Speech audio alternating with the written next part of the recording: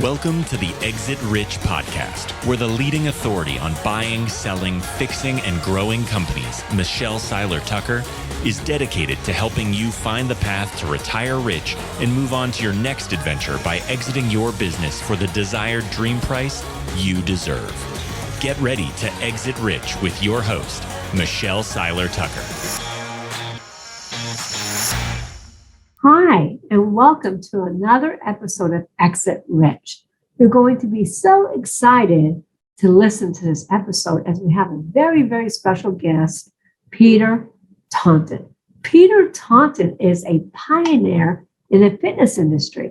His expertise includes building a franchise system, international franchising, bootstrapping. We all know what bootstrapping is. Bootstrapping a startup expansion and rollout strategies, both domestic and international. He is the founder of Snap Fitness, and today Snap Fitness has over 6,000 locations in over 26 countries. And Peter is the CEO of Life Brands. So Peter also under Life Brand owns 9 Rounds, Farrell's, Yoga Fit, Steel Fitness, Fitness on Demand. Together with Snap Fitness brand, they comprise the world's largest wellness franchise organization, servicing over 165 million workouts and counting. Whew, I'm tired just thinking about it. Peter's philosophy is success is 10% of what happens to you and 90% on how you react to it. Wow. His companies have also been featured in such prestigious industry lists such as Entrepreneur 500, Inc. 5000, Top Global and Franchise 500. He is also the author of his book, Impossible Hill. When it comes to Peter's philosophy and success in business and his personal life, he has one word: passion. Passion. I am passionate to have Peter join us today on this episode of Exit Rich. Thank you and welcome to the show, Peter. Hey, how are you? I'm great. All right, we are doing this live. So let me just introduce us really quickly. No worries. My audience and everybody who's going to be listening to us on Facebook, LinkedIn, and of course my Exit Rich podcast. I'm so excited to have the one and only, the truly amazing, the truly passionate Peter Taunton on my podcast today. I'm so excited. Peter, how are you? I'm good. I'm happy to be here. Yeah, how have you been since the last time we spoke? I've been fantastic. Yeah. Getting deals done. And how about you? I've been good. I'm settling in here. I'm getting ready to head back to my lake house here in about 7 weeks for the summer. But it's been a great season down here in Miami. Oh, wonderful! So you're about to leave? Yeah, not real soon, like 7 weeks. But I got to start prepping, and what I'm going to do here while I'm up there, because once I leave here, I'll be up there for about 3.5 months. Oh, wow! All right. Well, let's get this show started. Let's get this show started. Yeah. So I'm sure everyone has already heard of you. I'm pretty sure everyone has heard of Peter because Peter is a pioneer in fitness, in the fitness industry. His expert includes building a franchise system, international franchising, bootstrapping. You're the founder of Snap Fitness. Yeah, well, I've been around. I've certainly in the industry. I'd like to think that I'm fairly well known because I've been around for a long time and I've had a fair amount of success along the way. Yeah. I don't want to take all the credit for that. Obviously, I've had the chance to work with some amazing people, which is the other half of building a great company, as you know. Well, I love the thing that you always talk about, and you always say 90% is what happened to you. 10% is how you react to it. Yeah, and I think it's so true for all of us in so many things. And I mean, for me as in general, I love studying human behavior, and I love seeing how people react in certain situations. And obviously the people that are in leadership roles, they have to be able to maintain a certain level of poise when things are unpredictable. And I always say anyone can run a company with the wind at your back, right? But how do you roll when in times of strife? How do you roll in these times of unpredictability, which is being in business? I mean, you feel like every time you turn around, you're getting blindsided because that's just the nature of being in business. That's the nature of being an entrepreneur. So one of the things I talk about in winning and having the right mindset is obviously being prepared when these moments come and understand that you will survive, you will get through them intact, and you have to keep your dignity and your poise. Right, 1,000%. So what I like to do is kind of rewind and go back to Peter's beginnings. Okay. Yeah, tell us a little about, well, tell our listeners a little bit about you, because you obviously founded Snap Fitness, you founded Lift Brands, you founded Fitness on Demand, Yoga Fit, so many other brands under Lift brand. Tell us, a little bit about your background. How did you get started?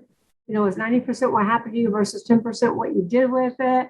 We're just really curious and want to find out more about Peter. Well, for me, I started at a young age. I grew up the youngest of 7, and I went to school in a 2-room schoolhouse.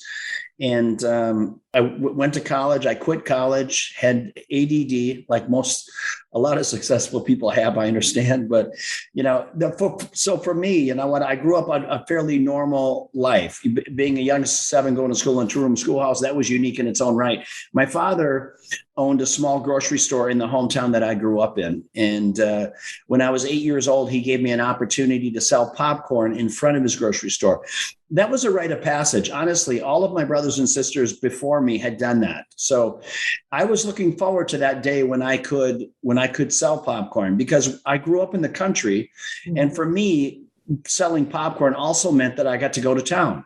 Right. So going into town, now I did not realize that there was going to be so many life lessons that I was going to learn at 8 years old, being able to visually watch my father at work. And some of those lessons I learned at a young age are the cornerstone of who I am today. Things like work ethic and integrity and character, all those things I learned along the way, watching my father as a role model in his grocery store. So that's great that you had a role model, because so many entrepreneurs, so many business owners really never had that role model. They kind of just bootstrap themselves along the way and learned as they go. So yeah, and that's a lot of what I did. I mean, I paid close attention. Being the youngest of 7 in my household, you didn't get a lot of attention. Okay, I mean, my parents were fried; they were just trying to make ends meet with 7 kids, right? So you had to. I paid close attention to what I was doing and what was going on around me. And I'll be honest with you, Michelle. For me, I learned at a very young age that that with money came freedom. Okay. And I learned that at a young age. So even at a young age, I said, look, I want to be successful someday.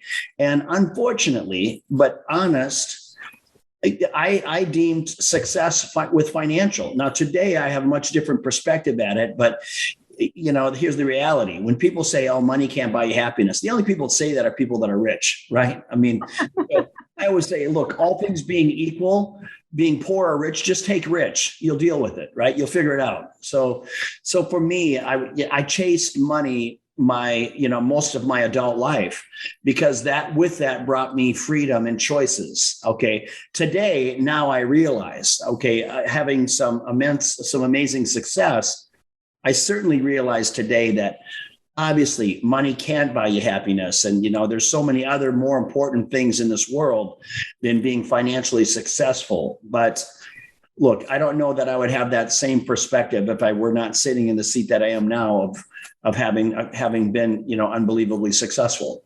Right. So you grew up with 6 siblings and watched your dad run a grocery store? Yeah, small grocery store in my hometown. So the 7 of you probably ate half the grocery store. Well, you know what? That was the good news of having a father have a grocery store. You never went hungry, right? So that was the only silver lining in that, I promise. Grocery store or restaurants, you never go hungry. That's exactly right. Might not make a lot of money, but you'll be able to eat. Yeah, right. You will not go to bed hungry, for sure. So how did you go from that upbringing to getting into fitness and becoming the founder of Snap Fitness, 2,500, what is it, 2,500 locations in 26 countries. I mean, that's pretty amazing. Yeah, between all my brands, I have about 6,000 locations or licenses in 28 countries. And it's really simple. For me, when I was 13, and then when I was a young kid, I played all the sports. I played football, baseball, basketball, like everyone did back then.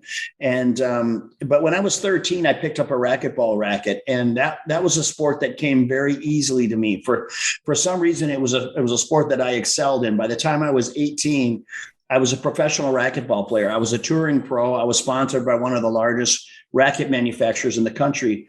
And that afforded me the ability to travel around the country. That's what put me inside of health clubs. When I was 22 years old, I was given an opportunity to go back to my hometown and try to turn around that club that I played at every day as a kid. They said, we'd like you to come back and try to turn this club around. They paid me $16,000 a year, but they told me, hey, Peter, if you can turn this thing around, we'll let you buy us out with the profits. There was 5 owners at the time, and they wanted out of the business. The business was not cash flowing, and they wanted out. And I always tell people, entrepreneurs, hey, look, sometimes opportunity, it doesn't shout, it whispers. And for me, in that case, look, a lot of people say, why would you ever have wanted to go and take a job making $16,000 a year to try to turn around a failing business, a business that was losing $200,000 a year? Why would anyone in their right mind do that? Because as an entrepreneur, and for me, all I saw was opportunity. Yeah. And that's important. I said, hey, look, I didn't look at the 16,000. I said, my gosh, this could be my shot at being a business owner. And the mistake that those 5 owners made is they underestimated the work ethic of somebody who has grown up poor and wants to succeed desperately. So for me, I seized the opportunity, seized the moment, got creative, was able to turn that business around, and then expanded that business over the next 20 years. How old were you? I was 22 when I was given the opportunity. And $16,000 a year for a 22-year-old. What year was that? Oh, yeah, long time ago. It might not be so bad. No, it was bad. It was just a snip. It was just a snip above poverty. I promise you. Yeah. And how long did it take you to turn it around? It took me 8 years. Within 4 years, I took a business that was losing $200,000 a year to where it was making 6 figures a year. Within 8 years, I had turned that club around to a point where I went to a bank and bought everyone out and then refinanced the business to get myself some working capital. And then I was off to the races I ran that business for 20 years. 8 years of it was just trying to get equity. Okay. The remaining 12 years, I expanded that one club to 7 clubs and then sold them all after I'd been there for 20 years. Wow. And that's when I started Snap Fitness. For me at that time, putting it in perspective, my life savings at that time was about $3 million. After I sold all those clubs and whatnot, after all the dust settled, I had about $3 million in the bank. That was my life savings. I was about 40 years old. And then I took that business, I took what I knew from that, and I was thinking, what do I want to do next? What is the next thing that I want to do? And every time I deviated from health and fitness, I seemed to always get pulled back. So I finally just accepted that was going to be where I was going to build my career and make my living.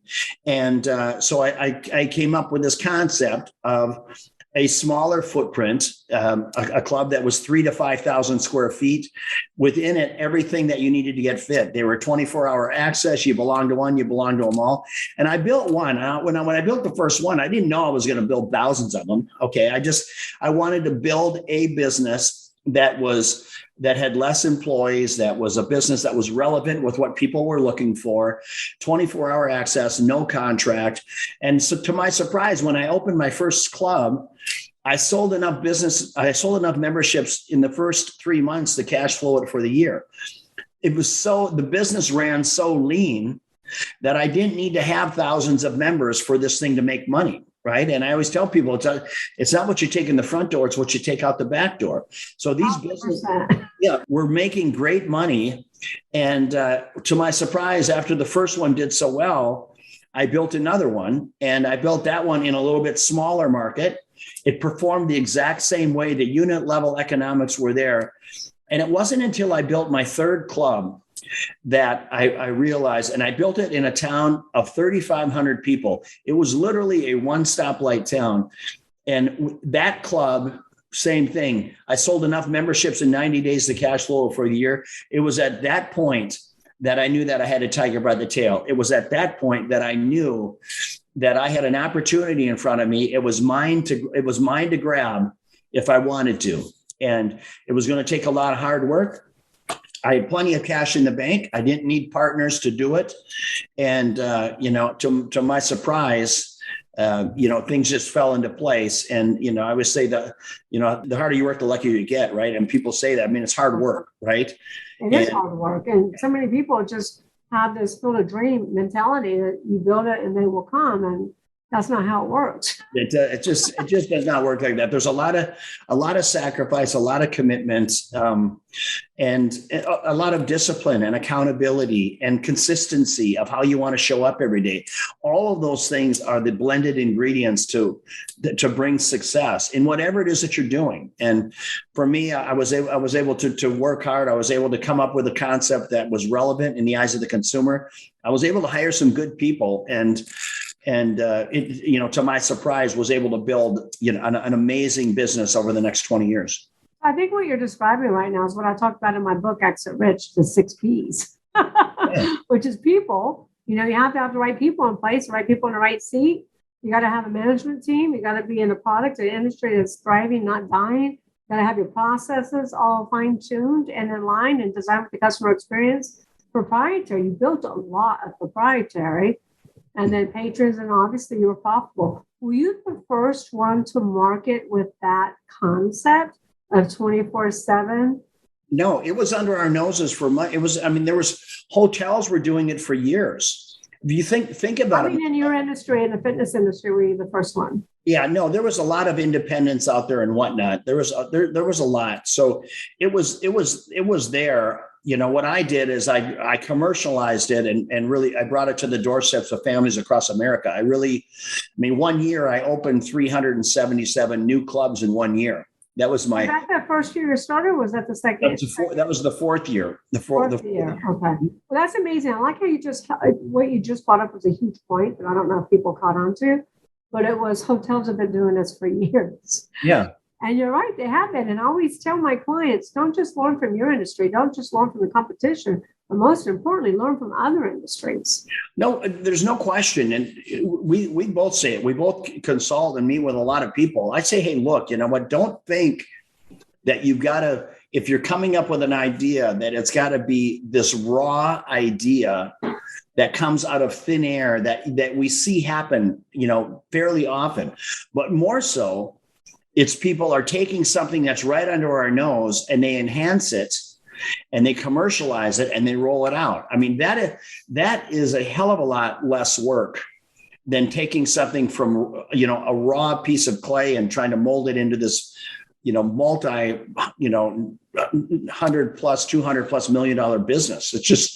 It's just pay attention to what's going on. What Amazon did, right? Amazon didn't really create anything. Amazon was a book fulfillment company, and then they asked themselves, what business are we in? What's our superpower fulfillment? What business should we be in? And they said, we should be in a fulfillment business, fulfilling products for everybody around the world. Right. And so Amazon doesn't really create anything. They're in the fulfillment business. So they took other people's products and really created a multi-billion-dollar corporation. And then they started acquiring companies, I'm a huge fan of Amazon, and they get a bad rap, but what I love about those guys is they really pay attention. You're exactly right. Their core business was fulfillment, but then keep in mind, they don't have to take a position on inventory, but then they're sharp. They don't make mistakes. They start looking at the algorithms of what people are buying, and then they start taking positions on those things and selling them themselves, right? So they have the benefit by owning the company, and that's why they got themselves in a little bit of trouble on the federal level because they are monopolizing some of it. So that's why they have to allow other sellers. But these guys, they do it great. And I'm a huge fan of Amazon, and I think in the future you're going to see Amazon do travel You're going to see Amazon travel. You're going to see Amazon car dealerships. You're going to go to Amazon for damn near everything, honestly. Yeah. They're really good. They're really good at what they do. And they have the distribution. They used to parlay out some of the delivery services. Right now, there's Amazon delivery trucks on every corner. I mean, they're just fantastic. They just bought a bunch of jets so they could do one day delivery instead of two. Now I thought it was fascinating when they acquired Whole Foods, because that really helped catapult them to the next level. And that was such a great purchase, right? Such a great buy. Yeah. Strategic. Well, it is a reason why he's the second richest man in the world, according to Forbes today.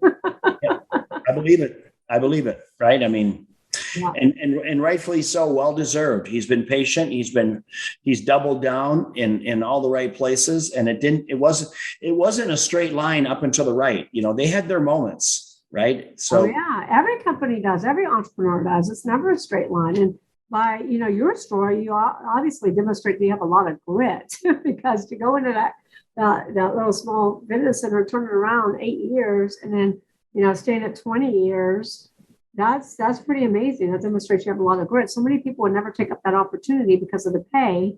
They would pass it immediately instead of seeing the big opportunity, and they would never, stay in the game.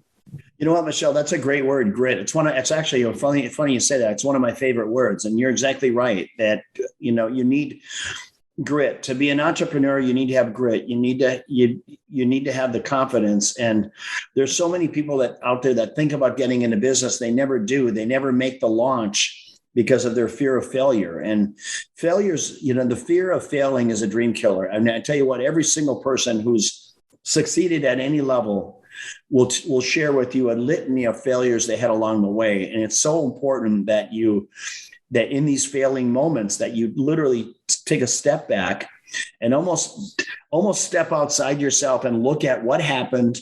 What is it that you did that got you to that place of failure? Acknowledge those things, retool, and then try again. And there are so many people that have done that. It's maybe 3, 4, or 5 tries, and many of them more before they finally got it right. And that's the key. But once they got it right, they doubled down, and it was full steam ahead. So they didn't sit around on their hands. They realized they had great potential. They realized they had a business that had merit, and then the trajectory is unbelievable. Yeah, 1,000%. Too many people quit too quick. That's one of the number one ingredients I look for when hiring people is grit. I'll take grit any day over a pedigree. No question. Right. But yeah, so many people, there's a book out there, 3 Feet from Gold. Too many people quit too soon, Look at Thomas Edison. He didn't quit. You know what?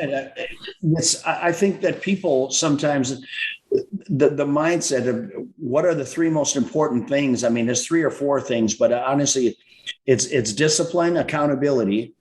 Without one, you don't get the other. I mean, if you don't hold yourself accountable to some level, that takes discipline. If you don't have those 2, you have no chance. The third is consistency in those good habits to keep yourself online, the day-to-day grind that we all do.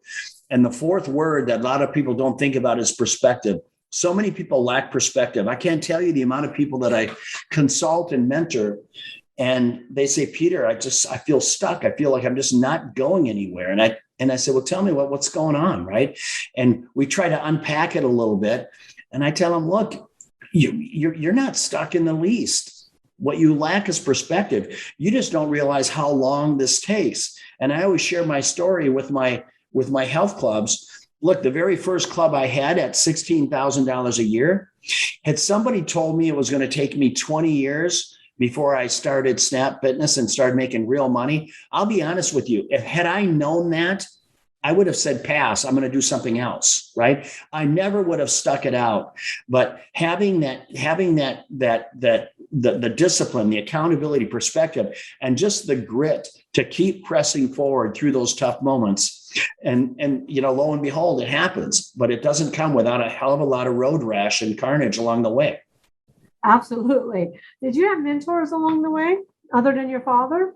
No, I really didn't. I mean, there was a lot of people that I respected that I read about that that I certainly respected. But, my father, he taught me that, look, if you want anything out of life, you got to go get it. And, he never sat down with me and said, hey, you got to do this, this, and this.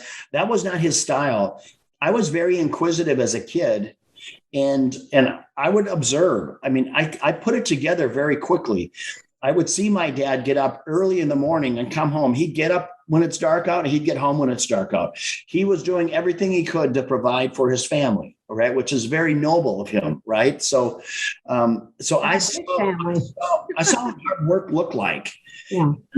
So that's the only lens I ever saw work through. I only ever worked for my dad. When I went to college, there I was playing racquetball. So the only employer I had for the most part was my father. And I would see him. And what I really appreciated about him is his employees would absolutely walk on fire for him. And that was due to the fact that they knew he had his back. He had their back. My dad, you would see him, even though he owned the business, you would see him at the checkout stand, ringing people up. You'd see him stocking shelves. You'd see him shoveling the sidewalk. You'd see him carrying out groceries. He put himself above nothing. And there's a lot of that people are, it's a very admirable quality when somebody's willing to roll their sleeves up and get in the trenches with you when things are difficult. So, his store was busy. Don't get me wrong. It was not some sleepy little grocery store. He had that thing humming. He sold multiple semi-loads of groceries out of his store every week. Literally, he probably had 10 semi-loads of groceries sold out of there a week. It's amazing. So he was your mentor. Yeah, for sure. He was just a hardworking, salt of the earth guy. And if you met him today, he's 92 years old. He's the most honest, straight shooting guy with a lot of grit. He's a bit of a cowboy. He's a rancher out in South Dakota. He's just a great guy. You'd appreciate him. Yeah, wonderful. So did your siblings turn out to be entrepreneurs as well? Yeah, in their own right. My twin brother is certainly an entrepreneur. He was a twin brother. I do. Yeah. And he's just a hardworking, very, very successful guy. I mean, when he was 22, the same time that I was trying to turn around this health club, he opened up an athletic shoe store. Okay. Just a shoe store that served shoes, similar to like a Foot Locker. Okay. He called it Athletic Fitters, and he built that up to, with his own money. Okay. His own money. He built that up to 103, 104 stores over a 10, 12-year period, and then ended up selling it to Foot Locker for about $35 million. I mean, by the time he was 37, he had sold it for about $35 million. Very successful guy. Now he runs another company that he's building and growing. So he's very entrepreneurial. My next older brother, he owns a cookie and nut company that he just acquired here a few years ago. He's doing great with it. So yeah, I think, they're all in their own right. They're doing their own thing, but making it happen. So your dad would be classified as the rich dad and rich dad poor dad. No, that's right. That's right. Very much so. Yeah, because instead of just going and getting a job, he really owned his own business, but he really taught the kids entrepreneurship, and that's what's lacking in so many homes today. Yeah, and I don't think he even tried to. I think that we all observed. By doing. Yeah, we just observed it, and we just said, look, you know what? I want to be my own boss. I want to do my own thing. I want to chase it for myself rather than chasing it for someone else. I want to go chase my own dream. And I say this often. I mean, I'd rather fall on my own sword than fall on the sword of someone else's trying to grow their business. I'd rather do my own thing and see if I can make it happen. And a lot of people say, I don't have the capital. You got to keep thinking about ways to get access to cash. A lot of people don't understand that. Even with the concept that I'm running right now, that I'm launching, I get franchisees that are coming in. They say, I just don't have the money. I said, no, you can raise the money. What you have to understand is if you're going to take other people's money, then there's going to be dilution in the equity. Right. If you're not bringing any money to the table, you're not going to own 70% of the business. Right. I mean, right. So I educate them on what real life looks like. Okay. Well, and they say, well, I'm going to be the one running the business. Yeah. But understand, That's going to be your second location. If you're going to run it, but somebody else is putting up, they're taking all the risk.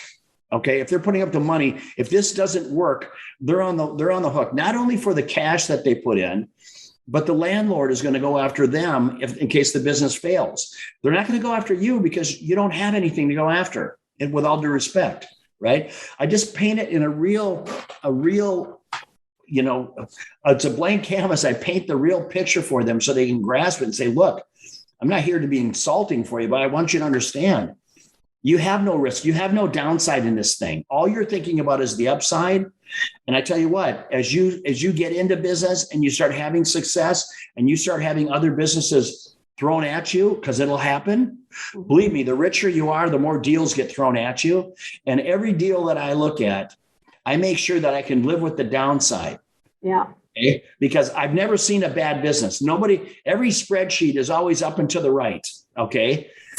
Every one of them. You have to deal with me then, because when I look at businesses, I paint the real picture. Hey. Completely transparent. So that's very interesting. What do you think? Because there's so many I've been in the franchise world too. So before M&A, I did franchise sales, franchise consulting, and franchise development. Yeah, I remember you telling me. And I took equity in different franchisors, and I've seen so many franchisors just completely go out of business. Yeah. What do you think was your key ingredients to success? I mean, really taking Snap and, selling 3,500, what was it, 350 locations in 4 years, and then growing it to 2,526 countries. I mean, so many franchisors wish they could do that. What do you think makes a great franchisee versus, the ones that just go out of business? What's the key success, the key ingredient there? Well, for me, it was, first of all, the product's got to be relevant. I mean, the first thing that I look at is the product relevant, number one. Second key and exit rich. Yeah, right. Are the dogs eating the dog food? Is it something that people want? Number one. Number two, is it technical? Is it too technical? Okay, I get, once again, Michelle, I probably get 100 companies thrown at me a year. Right. And honestly, 90 of them that want to be franchise, I tell them, you've made this business way too technical. All right. It's confusing. And we need to dummy it down. So for me, right? Kiss. What's that? Yeah, no, exactly right. Yeah. So is it relevant? Okay. Is it easy? Is it easy to understand? How much cash is required? So these are the things that I look at. Can I be a semi-absentee owner? Because once again, if I bundle this business in a box, I got to be able to have a strong narrative about why you want what's in this box. So take Nautical Bowls, the concept that I'm launching right now. It's an affordable business. It's 100,000 cash to get into the business, and we will finance 200 to 250 of the balance. Okay. So it's a very low cost to get into business. Number one. Number two, how does the business perform? Every one of our franchise locations, every single one, not a one of them has required a dime of working capital. That in itself is very unusual. Okay. Number three, simple business to run. One manager and 12 to 15 part-time employees. Okay, that's validated. 90% of my franchisees are semi-absentee owners, meaning they didn't want to buy a job. Okay, they're just looking for investment portfolio diversity. So they say, look, I want a business that I can get into. That's not going. I don't have to bang my head against the wall. That I'm going to make a great return. Here's the reality: my business is that my acai bowl concept performs at twice the national average of other businesses in the fast, healthy, casual space. Okay, so these are businesses that are dropping $100 to $200,000 annually to the bottom line after debt retirement. Now, do the math on that, Michelle. Mm-hmm. If I can get into a business, if I can invest $100,000 into the business, and if I can pull $100,000+ out of it every year after debt retirement, it's a 100% return on my cash annually. I do that any day that ends in Y. Where else can you get that?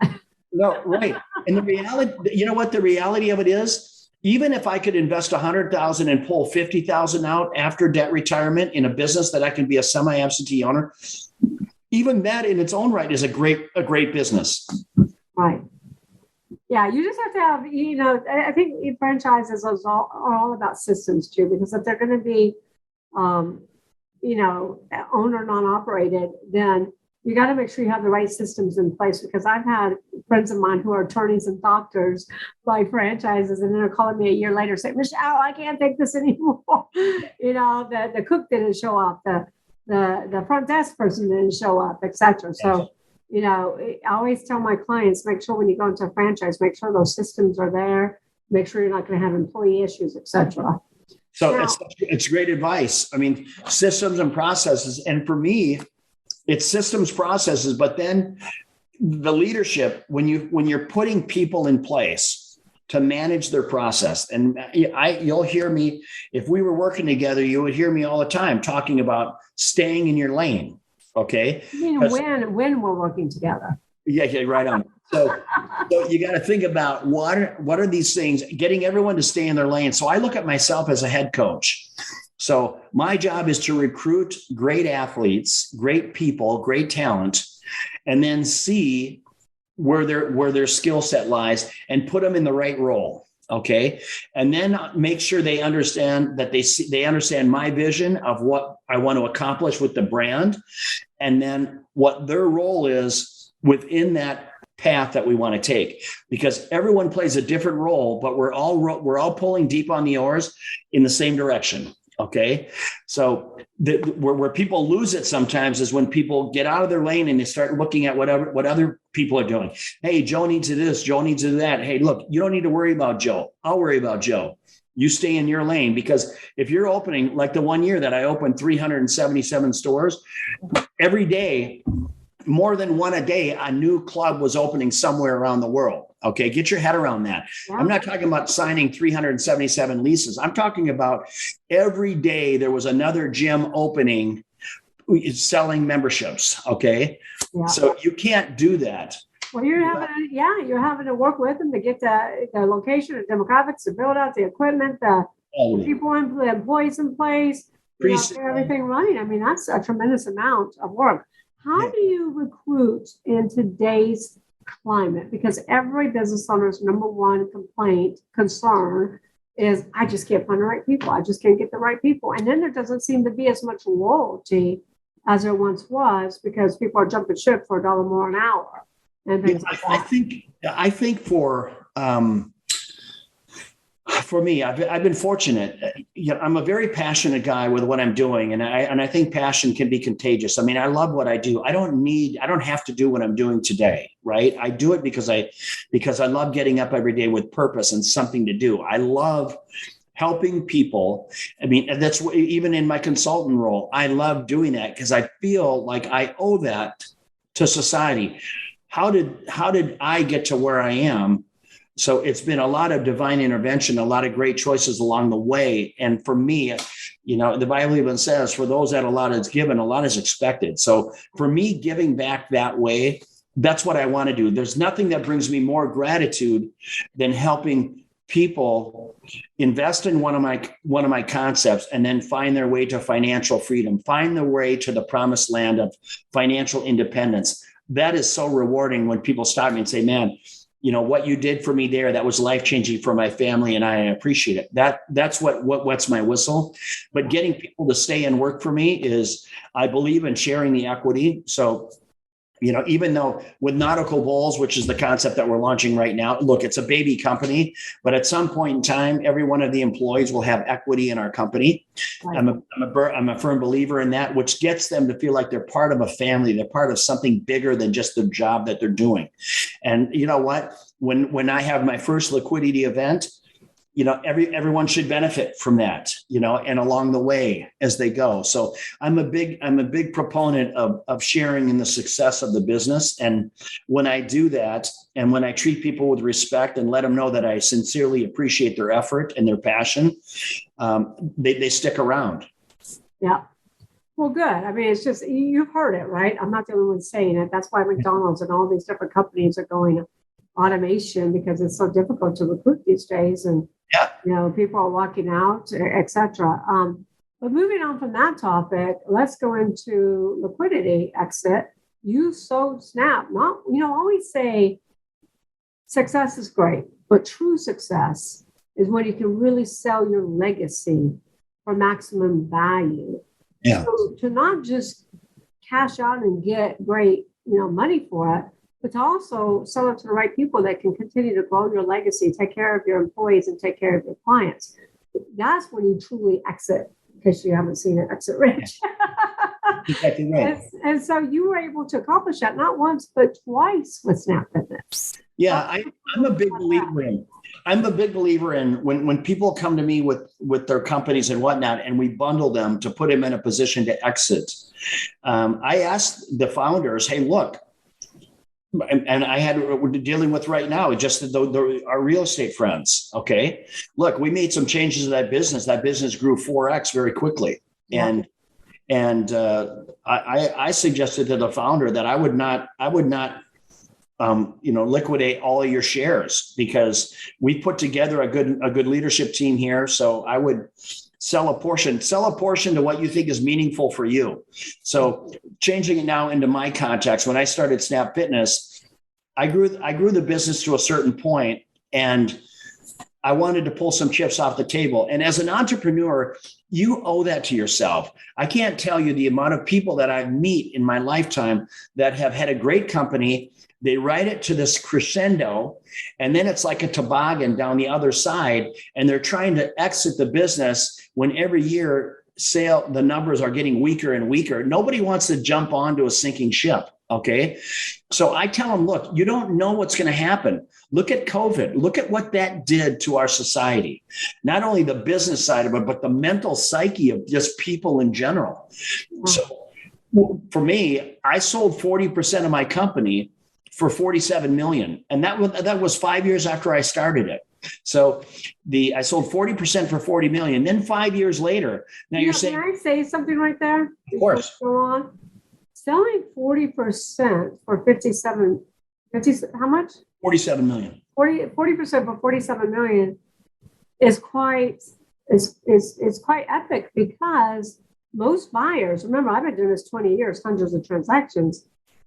All buyers always tell me I'm not buying less than 51% or less than 60%. So in order to accomplish that, that was pretty amazing, because most buyers would never do that. But you know what, Michelle, it wasn't, because when they would spend some time with me in the room, they'd say, we want more equity. We want to have, 51%. I would look at them like, understand, guys, you want me in the seat. It's just like Jack Nicholson. You want me on that wall. Right? I got 60% equity in here. The best thing you can do, my friends, is just stay out of my way. Okay. But most buyers would never do that. Most buyers but you know what? Without controlling interest. But you know what these guys did? They made the right bet. Okay. Think about it. So they came in, they wrote their check. No, we put no debt on the company. Okay. So 47 million cash. Yeah, right into my account. No seller financing, no nothing. Nothing. Nope, nothing. Because I said, I'm not putting debt on my company. Not going to do it. If I'm going to put debt on my company, what do I need you for? Right? So they gave me 47 million. They made the right bet. Okay. Now, when they bought into the company, I was doing 5 million of EBITDA. 5 million. So I traded at a 20-time multiple. The valuation was 100 million. Okay. Now for a minority interest. but here's the punchline. Yeah. 5 years later, I took that company from 5 million of EBITDA to 22. Okay. So those guys, they made a bet on the right horse. Why? Because they looked in my eyes. They knew I had the heart of a lion. And that's what I tell you what, when you're betting on a business, bet on the person who's running the company, right? That's the bet. Because does that person inspire others? Is that person an expert in the space that they're running? Yeah. They made the right bet, and I was motivated. I owned 60% of the company. Yeah, you got $47 million in your pocket. You still own 60%. Of course, you're motivated. But they didn't buy the company; they bought you. No, exactly right. And they said, the reason people don't want to do that, they don't want a minority. A normal concern for someone would be, hey, you know what? This guy, he's never had that kind of money before. That's a true statement. He's never had that kind of money before. You know what? What if the guy, all he does now is all he wants to do is go golfing and fishing and hang out with his friends? What if that's the case? I mean, and I look at those guys. You really could do whatever you wanted unless it was written into the bylaws or into the. Well, I told those guys when they would bring up conversations like that, I would be offended by that because I'm not some punk kid. Look, I know exactly what I have here. I'm with or without you. I'm going to build this into a multi-$100 million+ company. And I did. In 5 years, I built it to a $200+ million company. So I was like, hey, look, now you're insulting me. And then they would sit on their hands because look, I don't need you to motivate me, right? Just stay out of my way. In fact, if I have any questions, I'll ask you. And they got 2 seats on my board. They got 2 seats on my 5-seated board. So I completely controlled the board and I ran the company. I grew the company into one of the largest brands in the world. They couldn't. That's a unicorn right there because that kind of transaction doesn't happen very often. They bought you because you are so good. It may very well be, but they made the right choice. Now, let me tell you where I made the mistake. The second bite of the apple. Okay, I grew it to $22 million and then I sold. The company's valuation was $200+ million. Okay. I sold 20% of the company. Okay. I sold 20% of the company for about the same amount that I sold the 40. Okay. Why did I only sell 20? Because I thought I'm going to keep growing this thing. Okay. Right. I'm going to keep growing it. So I put another chunk, so I pulled, close to 100 million out of my company. Right. So you're not going to see me in the soup line any day soon, but here's the problem. I went from 40% owner, I went from 60% owner to 40. And when that happens, it doesn't matter what your private equity partner says. At any point in time, they can change the game. They can change the direction of the company. Well, the bottom line, what? Well, you know what they did? They went and they re-levered the company. Okay. So they levered the company. They put 50 million of debt against the company, of additional debt at 8%. Okay. And I'm saying, hey guys, if anything happens here, anything at all, if anything happens in this economy, the environment, anything, we're paying over $1 million a month, just interest on our money. Right. So I said, you just be careful. Well, then what happened? COVID came along. Okay. Oh my gosh. So you sold that in 2018, 2019? Yeah. So then along comes COVID. Well, just to work everything around with the banks, my equity went from 40% down to 22%. So that's why today I own 22% of the company. If I had it to do over again, I talk about that. By not selling, first time I sold 40%. The second time I sold, I should have sold another 40%, maybe even 50%. Okay. Yeah. I didn't. That mistake probably cost me $30 million, probably. Okay. But look, it's okay. What a great life lesson. And now I share that lesson with people when they're exiting their companies. I tell them, hey, look, not every deal has to be like this, but you've got to be able to have some put rights in there that in the event that they do certain things that trigger certain events, you got to be able to get liquidity because they're doing something that you're hard fast against. Wow. Were you on the hook for that liability as well? The company was. We just, hey, look, the bank. Oh, so there was no personal guarantee involved on that debt? No, not at that level. No. And here's the reality though. The banks, when COVID came in, the banks had hundreds of very good businesses in their portfolio that were experiencing the same things we were. Yeah. So rather than coming to us and saying, hey, look, guys, we need to call the note. The last thing they wanted from us was for somebody to give them the keys. They didn't want that. So they came to us and said, hey, look, how could we restructure this? Because they didn't want the business, right? Because there was 100 of us. Right. There was 100 of us. So what happened? They took a write down on the debt. Okay. They immediately wrote off $40 million. They immediately whacked $40 million off the balance sheet. Wow. Okay. And in return, they got some equity for the company, the equity in the company. And that happened across the board to probably thousands of companies across this country during COVID. Yeah. Yeah. Okay. So that's why it's good though. That's why, you want to run lean and mean and not put debt on the company, like you said earlier. Hey, look, money is cheap. I'm a big advocate of some debt. Okay.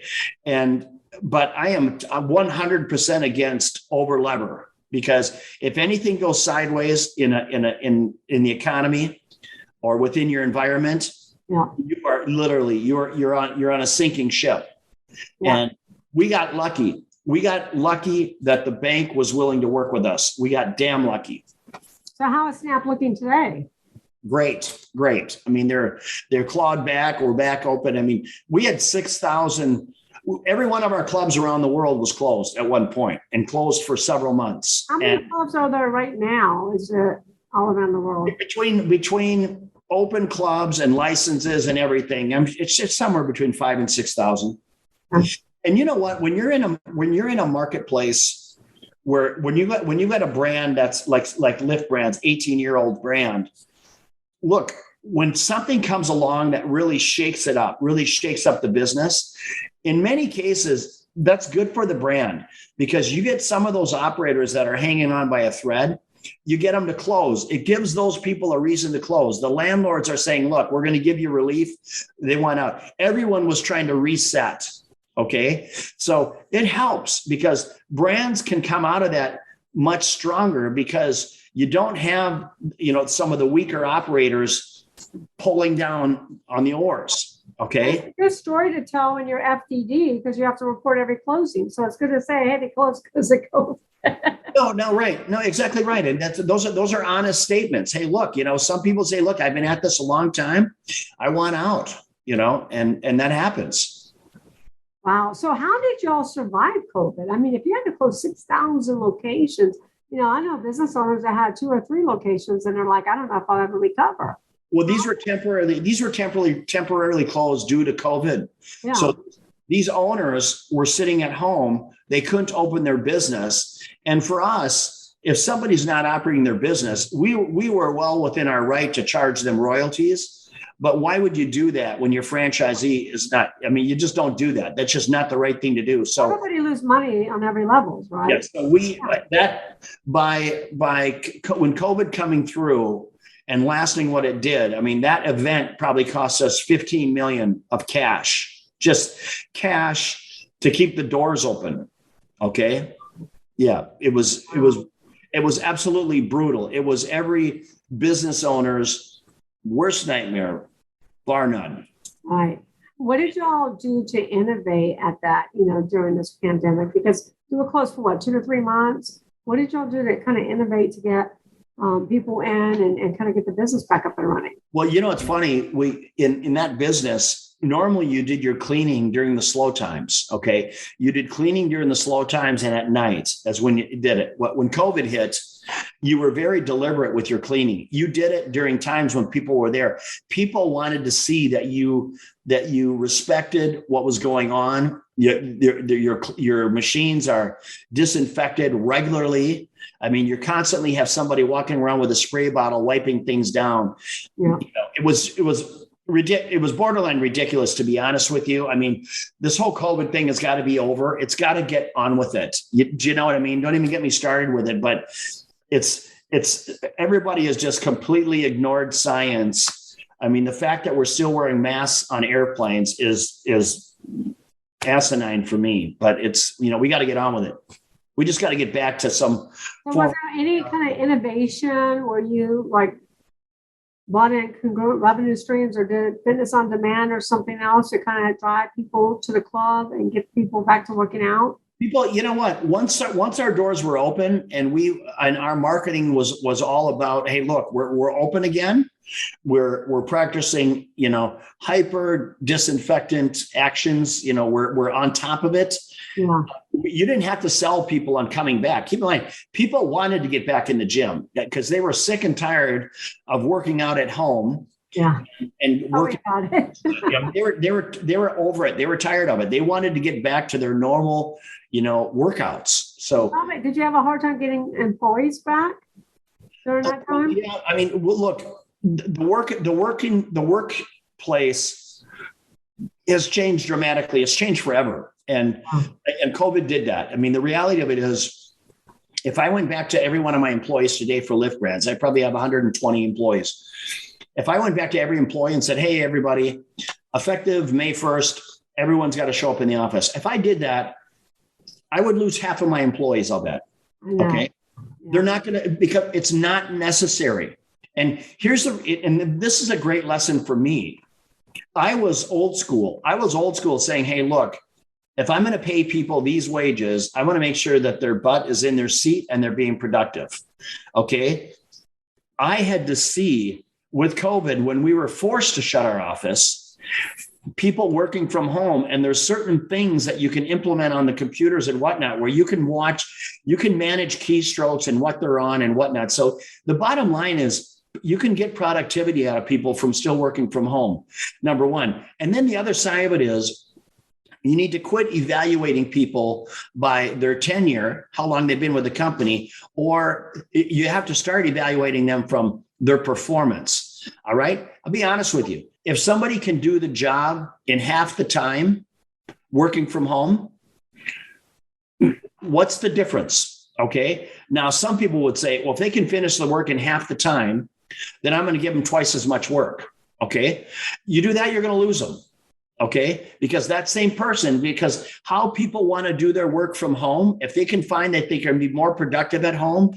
And if to me, you can't micromanage them. In today's day and age, all the employees that I have for Nautical Bowls, they know what their jobs are. They know that when I call them, they need to answer the phone. Okay. That's my criteria. If you don't answer, call me back in a reasonable amount of time. I get it. Shoot me a text. I get it. Don't mistake kindness for weakness. But look, we are launching a brand here. But if you want to go to your son's Little League game in the morning or whatnot, or whatever, I could care less. I'm not going to micromanage you. I'm not going to have this false sense of visualization that you're sitting at your desk from 8 a.m. until 5 or 6 p.m. That's just not realistic anymore. And for people out there to think that, that's just really. COVID really changed the landscape, of how. 100%. Yeah. Now, my daughter, you know what, Michelle, my daughter works for a marketing company that I thought was interesting. They are on Zoom just like we are. And that's how he does it. Her boss, that she can't leave. I mean, she doesn't have the flexibility, because every one of the employees is sitting just like we are right now, logged in, working, doing work, and eventually she'll chime. I mean, it's kind of ridiculous, to be honest. It's almost worse than working in the office. For real. For real. Oh my gosh. I agree. One of the benefits of working from home is you can work out in your PJs and still accomplish the same, I guess. Right. No, exactly right. But she gets paid well, so she puts up with it. So one of your biggest words is passion, right? You're so passionate about everything. And I've always been pondered on this question with entrepreneurs, because I've been asked this question. Do you have to be passionate about, were you passionate about fitness, or was fitness just a vehicle? Well, what I was passionate about was the thought of fitness. I mean, everything it stood for. If you're fit, I mean, we all know the byproducts of fitness is, you look better, you feel better, technically you're healthier. So all of those attributes that come with being around fitness are good, positive things. Generally speaking, most of the people that are in that environment are fairly positive. So for me, early on, when I started at 22 years old, I was fired up that I found a job that landed within a space that I was knowledgeable about and that I really appreciated. Well, why? You know what? I should never ask you if you were passionate about fitness, because you played racquetball. Yeah. But my question that I wanted to dive into a little bit more is, do you feel like you have to be passionate about the business that you buy, business you start? Do you have to be passionate about that business, that industry, or passionate about just entrepreneurship in general? Because I've had buyers that say, Michelle, I can't get that industry. I'm not passionate about that. Yeah, you know what? I can. That's a great question, and I look at that a couple of different ways. I can buy a business that I'm not passionate about, but what I'm passionate about is, I'm passionate about diversity in the businesses within my portfolio, and I will make sure that I have whoever is running that company for me is passionate about it. So they're going to bring the passion to the table. My passion is going to come from the thought of pulling the trigger on making an acquisition on a company. Now, if I'm going to be running the company myself, like I am Nautical Bowls, okay, I'm the CEO of that brand. I'm equal partners with the two founders. Look, I want to be there because I want to be at a startup company, even though we're 8 months old and we've got 70 plus locations under construction and in development. I want to be there for those critical decisions because the decisions that are made today are the foundation for this brand 3, 4, 5 years from now. When I have 500 locations, these fundamental decisions are going to carry weight 3 years from now. Mm-hmm. And there's no one out there better suited to make those calls than me. And you're making those calls real time as they come up. All right. Yeah. Yeah. Because I acquire different companies. So I'm not necessarily passionate about the particular industry, but I'm passionate about entrepreneurship and diversity. Yeah. Yeah. 1,000%. Yeah. In your business too, being that you help people exit their business. So you get a chance to see a lot of different businesses and a lot of different owners, many of them passionate and probably many of them not. Many of them more when they started. Yeah. Then they burned out and lost their passion.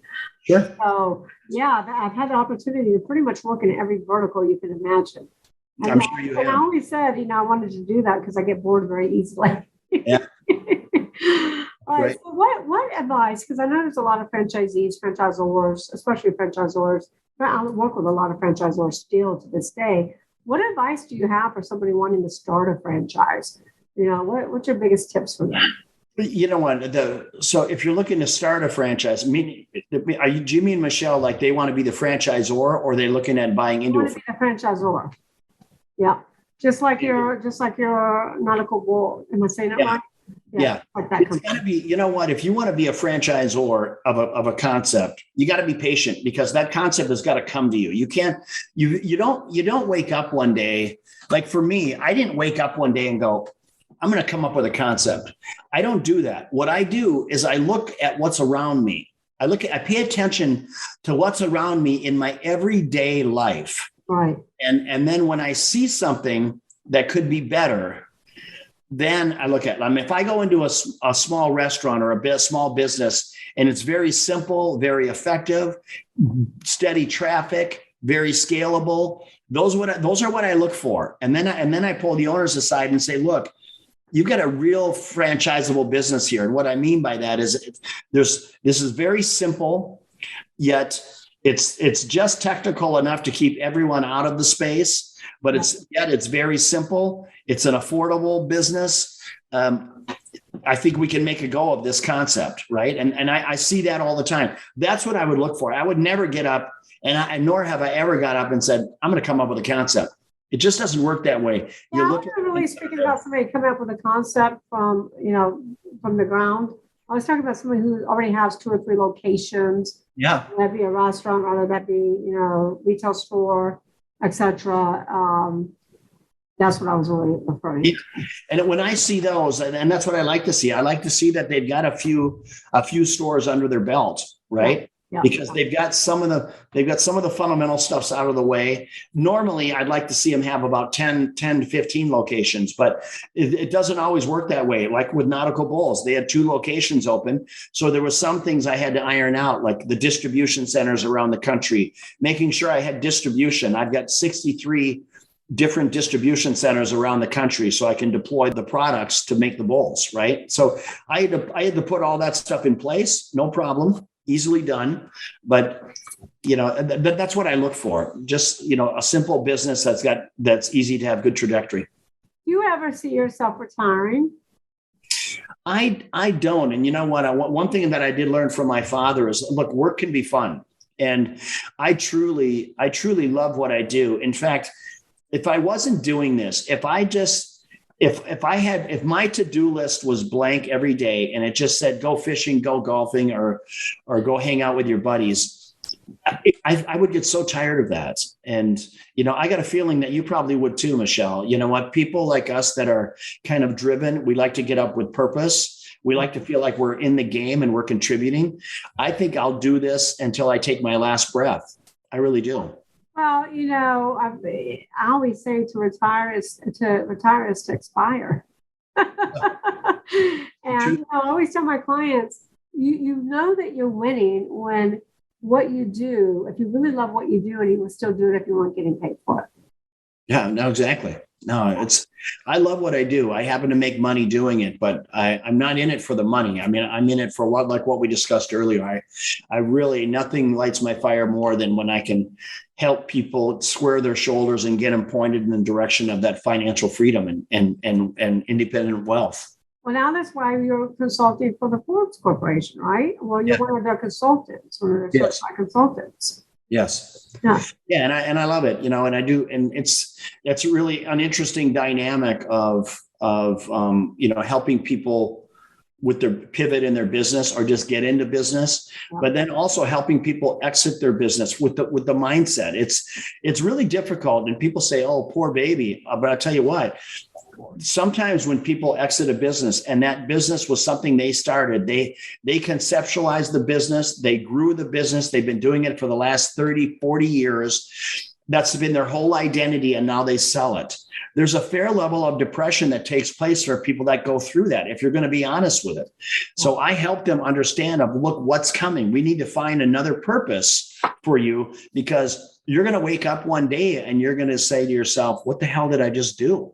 Because have you read my book? You must have read my book. I have not. Rich. Because you haven't sent it to me. I talk about is a seller sanity check. I talk about this. I talk about the seller sanity check. And if we don't help the seller plan their beginning strategy, they'll never follow through their exit strategy. They'll have so much seller's remorse that they'll sabotage the transaction. No, right. I mean, it's exactly right. They start thinking about what am I going to do? And then, I tell you what, there is life after exit. And I don't care what the dollar amount is. It has nothing to do with the money. It has to do with the purpose, because there's these inherent common threads of true entrepreneurs that they've got to get up and they got to feel challenged. There's certain things in their day that they got to feel. Yeah, it's in our DNA. And it doesn't have a damn thing to do with the money. No, it doesn't. It really doesn't. That's why we always have to figure out the beginning strategy. Did you use an advisor, an M&A advisor, when you exited Snap Fitness Choice? I did. I was represented on both of my events, which you have to be nowadays just to get it done, to create. Representation is key. So you give that advice to everyone thinking about selling their business. You hire an M&A 100%. Yeah, 100%. I think preliminarily, for me, helping somebody pick the right partner on their exit is where I can bring a lot of value, because some shops are kind of boutique-y and other ones are more bigger, because your audience is going to be, depending on the size of your exit, there's different buyers for every level. I mean, it's a different, my buyer when I sold 47 million was a much different buyer than the $200 million buyer. Absolutely. I always say there's 5 types of buyers. Sure. And then there's more in between. Yeah. But yeah. And then of course you're going to send me business, right? No. I gotta get your book, but you know what? You seem very sharp, and I'm going to have a front row seat to what you're doing here with our friends in that real estate company. So that's great. Awesome. I'm happy to send you a book. Any last minute? Well, you know what? I have one other question before I go there. You're highly successful. And of course, we've read the book. What is it? The 7 Habits of Highly Successful People. What are your daily habits? My daily habits, look, I start every day. I'm consistent. I start every day. I get my workout out of the way. I work out. Yeah. Really, the first thing I do is have a cup of coffee. I sit out on that terrace and I kind of reflect. I chill for about 30, 45 minutes, and then I go work out. And then literally I'm back here in front of my computer. I'm either doing Zoom calls, doing interviews, or making calls, making things happen. And I do that every day. But I try to find balance. Like I'll be done here tonight about 5:30. I'll take my dog for a walk. I might go for a bike ride. I'll enjoy the outdoors here for a bit. And I find balance. I do what I want to do. I have a great place where you can do what you want to do. That's right. And that's 20 years in that fitness club, you probably weren't so much there. No, that's right. I've earned it, but that's what it counts with financial freedom comes choices, and now you've got balance as well. Where before, when I was chasing it, I didn't have as much balance because I was so driven. 1,000%. So I'm going to send you my book. You're going to have to send me your book. I will. Tell the audience real quick about your new book. Yeah, I'd love to. So look, my book Impossible Hill it lays a perspective. It's really about a mindset, about the common threads of winning. That's my book. And I'm living proof that the American dream is alive and well. As I said before, I grew up youngest of seven, poor, went to school in a 2-room schoolhouse, had ADD, quit college. I mean, if you had to bet on me, it'd be a small bet, right? If I was a stock, you'd have shorted me for sure. So, but there are some things that I had that were just my DNA, how I was wired, that allowed me to overcome a lot to win in a big way. You know what? As I said before, I'm very blessed. I think about how did I ever get here? How did I get to that 2-room schoolhouse to private jets and yachts and multiple homes? How does that happen? And for that, I'm forever grateful. And a point to all of your listeners is, hey, look, don't lose yourself in the journey. Okay. Money doesn't make the man. So don't get so caught up in that. And that's one thing that I'm happy. And I learned that from my father. My father's not a wealthy man. He has probably $8 to $10 million. So that's wealthy, but it's not, unbelievable wealth. But even in that, he's a very humble guy. You never know it. And I think that's an important lesson for everyone. You know what? Work hard, pull people up along the way to your success, bring people along with you, and you'll have a life that you never dreamed of. Yeah. Zig Ziglar talks about that, right? Yeah. It's just so important. How do you show up every day? And I talk about that in my book, about how do you want to show up? How do you want to present yourself? I mean, let's face it. None of us are getting out of here alive, right? So, oh my God. Yeah, you can say that again. We just had a New Orleans original pass away yesterday, Chris Owens. I don't know if you've ever heard of her. No, it's too bad. Legendary in New Orleans, and she passed away yesterday at the age of 79. Oh, it's too young. Right. None of us are getting out of here alive. Yeah. Never say never, though. Oh, that's right. I go to anti-aging A4M every year in Vegas to see what new they came out with, if there's anything new. All right. Well, Peter, you've been an amazing, amazing guest. Any last words of wisdom for our audience, and how can they find you and how can they order your book? Yeah. You know what? Just if you could follow me on Instagram, it's really easy. Peter _Taunton, TAUNTON. And I'd love to have you as a follower and chime in. I answer all the messages. And to get my book, you can just go to Amazon. Just go to Amazon. It's right there. So Impossible Hill. It's a great book. It's a short read, but it's on point. Mine's 350 pages, so not as short, but it's still a great read. Yeah. So we'll swap books. Yes. All right. Thank you so much, Peter. You've been an amazing guest. Thank you for all the golden nuggets and the words of wisdom. Yeah, no, thank you, Michelle. Thanks for having me. I really appreciate it. And nice meeting you, by the way. You as well. We met last week. Thank you. Yeah, take care. Thank you so much, Peter. You were amazing. You dropped so many golden nuggets, words of wisdom, and truly inspirational. Thank you to all of my listeners for listening to another episode of Exit Rich. Make sure you share this episode in your circle. Share it with your community. Share it with your coworkers. Share it with your entrepreneurial friends. This is truly an inspirational, profound episode. We're going to learn so much from Peter's story. Thank you, and I'll see you next time on my Exit Rich podcast.